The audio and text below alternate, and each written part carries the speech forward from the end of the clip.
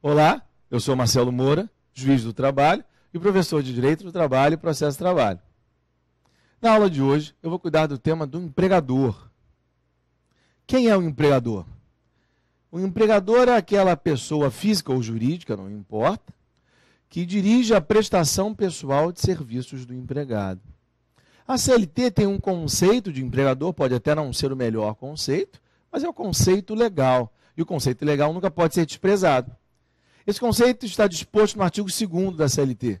O texto dispõe assim: considera-se empregador a empresa que, assumindo os riscos da atividade econômica, admite, assalaria e dirige a prestação pessoal de serviços do empregado.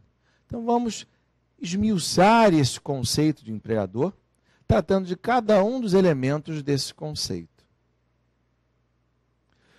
O primeiro elemento desse conceito está na noção de empresa, porque o texto legal, no artigo 2º caput, ou seja, na cabeça, no enunciado do artigo 2º da CLT, está escrito que considera-se empregador a empresa.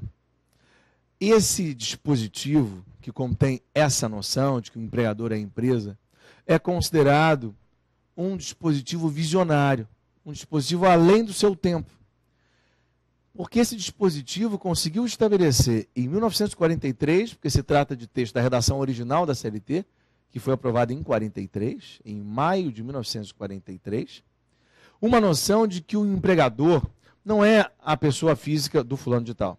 O empregador não é a pessoa jurídica tal ou qual, não é a sociedade limitada, não é SA. O empregador é a empresa. Portanto, o empregador é o negócio. O empregador é a atividade econômica.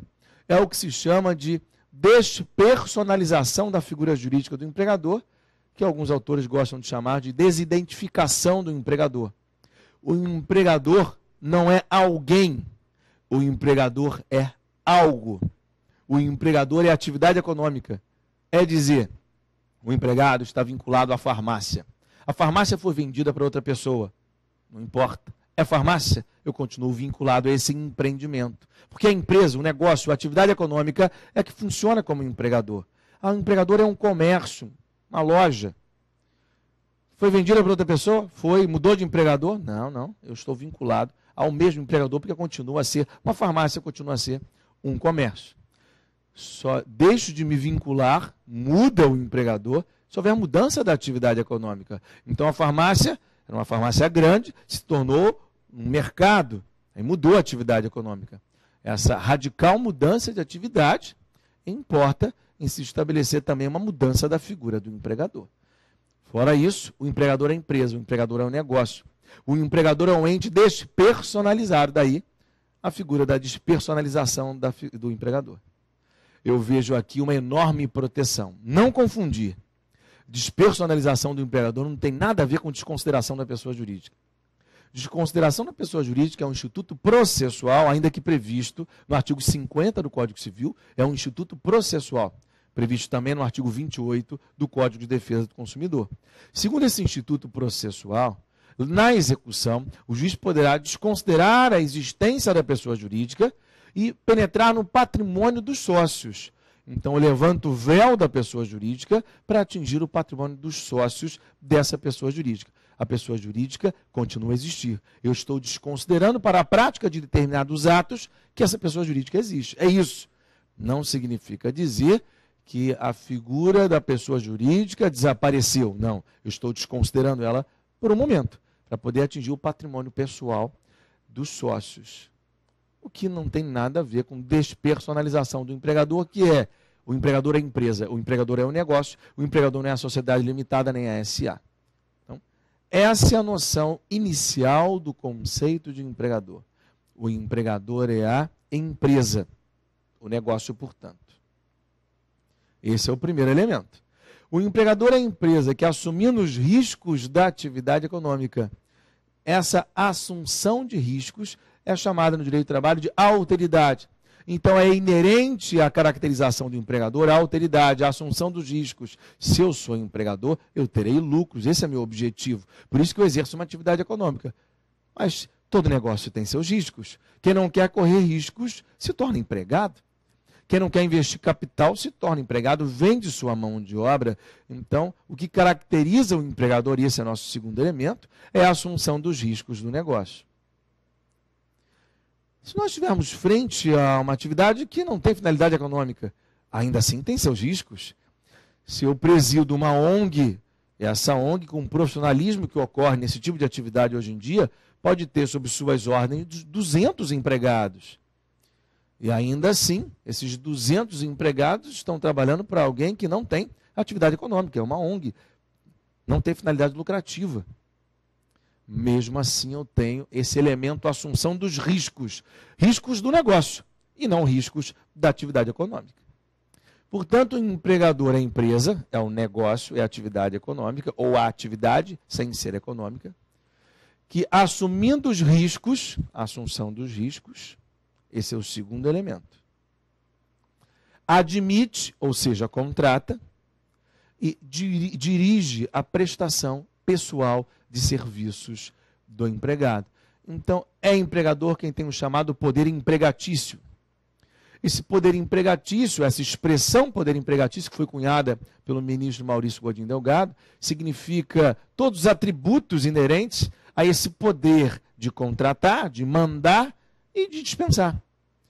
Como decorrência lógica desse poder de direção e comando, de gerir o negócio, de dar ordens ao empregado, nós temos o poder disciplinar, que é o poder de punir, aplicar advertência, suspensão ou demissão sem ou com justa causa. Esse é o poder de direção e comando, que compõe, junto com o poder disciplinar, o chamado poder empregatício. Portanto, o empregador é a pessoa física ou jurídica, não importa, porque é a empresa, que assumindo os riscos da atividade, usa do seu poder empregatício, porque admite, contrata, assalaria, paga e dirige a prestação pessoal de serviços do empregado. O artigo 2º da CLT, no seu parágrafo 1º, cuida de uma figura chamada de empregador equiparado. O texto do parágrafo 1º do artigo 2º dispõe assim: equiparam-se ao empregador, então uma equiparação ao empregador, aquelas pessoas jurídicas que não têm finalidade econômica, como as entidades de beneficência, como os condomínios, como uma pessoa física, o empregador doméstico, que contrata no lar e não tem finalidade econômica. Ainda assim será empregador. Empregador equiparado, sim, mas empregador. Artigo 2º, parágrafo 1º da CLT. Fechando a noção de empregador, nós temos o instituto jurídico mais polêmico dentro desse estudo. É o estudo do grupo econômico, previsto no artigo 2º, parágrafo 2º da CLT. Dispõe o artigo 2º, parágrafo 2º da CLT, que considera esse grupo econômico sempre que houver um certo gerenciamento entre as empresas. Diz o texto do artigo 2º, parágrafo 2º da CLT, que mesmo tendo cada uma das empresas personalidade jurídica própria, se elas estiverem sob controle e administração de uma outra empresa, formando para os efeitos da relação de emprego um grupo, todas essas empresas que compõem esse grupo serão solidariamente responsáveis. Nem sempre o grupo se assume como grupo, como é o caso do Bradesco, como é o caso da Sul América, que tem diversos setores de atividade. Nem sempre o grupo se assume como grupo. Às vezes o empregado tem que provar que uma família compõe um grupo econômico, onde um dos filhos é detentor da seguinte atividade, uma loja de autopeças. O outro filho é proprietário da empresa, que é uma oficina mecânica. E o pai é responsável por uma outra empresa que vai gerenciar esses dois negócios. Então, o que nós temos é um grupo econômico familiar. E todas as empresas do grupo são solidariamente responsáveis com relação ao pagamento dos créditos de todos os empregados de todas as empresas. Então, a empresa A é responsável pelo pagamento do crédito da empresa B e o empregado da empresa B pode cobrar o seu salário que não foi pago da empresa A. É isso que permite o Instituto da Solidariedade. Da forma como eu coloquei, é o que nós chamamos de solidariedade passiva. Todas as empresas do grupo são solidariamente responsáveis, ou seja, são codevedoras. Contudo, a jurisprudência do TST, particularmente a partir da súmula 129 do TST, entende que essas empresas que compõem um grupo econômico formam uma figura jurídica, uma ficção, chamada de empregador único. Ou seja, Se eu posso exigir o cumprimento da obrigação trabalhista de qualquer empresa, então eu, empregador de qualquer empresa, posso exigir a mão de obra de qualquer empregado. Eu tenho ao mesmo tempo a solidariedade passiva, todas as empresas são devedoras, e a solidariedade ativa. Todas as empresas são credoras da mão de obra de qualquer empregado que venha a compor esse grupo econômico. Esse entendimento é o da jurisprudência, mas não da doutrina. Parafraseando o professor Amaury Mascaro Nascimento, doutrina e jurisprudência aqui estão em descompasso.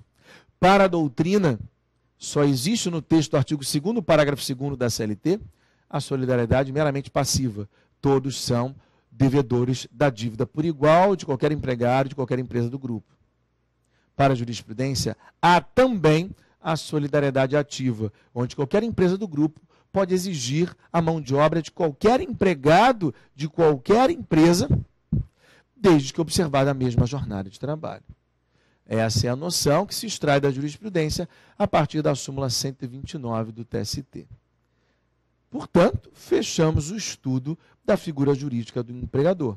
Espero que vocês tenham gostado e continuem com a gente.